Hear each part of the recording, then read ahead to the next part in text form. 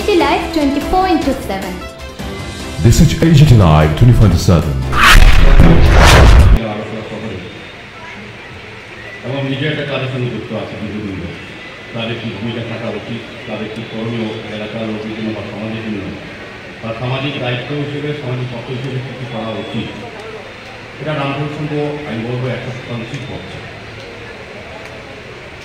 যেহেতু প্রতিষ্ঠানগুলোকে সামনে রেখে বসার প্রতিযোগিতা, নৃত্য, গান, রক্তদান শিবির বা অন্যান্য বিভিন্ন অনুষ্ঠান হয়েছে এবং আগামী দিনও হবে, সবগুলির প্রয়োজনীয়তা আছে।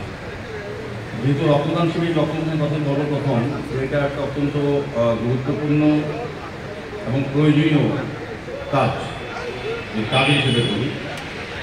আর সামাজিক দায়িত্ব বা সামাজিক কর্তব্য বলবো, এটা সর্বাধিক গ্রহণযোগ্য কর্ম বলবো। আর ধর্মদিকে বলি যদি সবচেয়ে বড় মানবিক ধর্ম পালন করা হচ্ছে রক্তদান মাধ্যমে। এই কারণে আমরা রক্তদানকে মহদান করি। কারণ রক্তের কোনো বিকল্প এখন অবধি আমাদের দেশে নয়, সারা পৃথিবীতে কোনো সাহিত্যিক বা ব্যক্তিরা এখন তৈরি করতে পারেন। রক্তের বিকল্প হচ্ছে যারা রক্ত দিচ্ছেন তাদের মানবিকতা, তাদের আন্তরিকতা এবং তাদের সামাজিক দায়িত্ববোধ হচ্ছে রক্তের বিকল্প। এবং যারা রক্ত দিচ্ছেন আমি বলবো তাদের জীবনের শ্রেষ্ঠ কর্ম এবং শ্রেষ্ঠ মানব ধর্ম আজকে পালন করছে। রক্তের কিন্তু বিকল্প নেই। আজকে যারা রক্ত দিচ্ছেন, রক্তের প্রতিটা এবং রক্তদাতার মধ্যে একটা আত্মীয় বা রক্তের যে সম্পর্ক বলি, এটা কিন্তু তৈরি হয়ে যাচ্ছে রক্তদানের মাধ্যমে।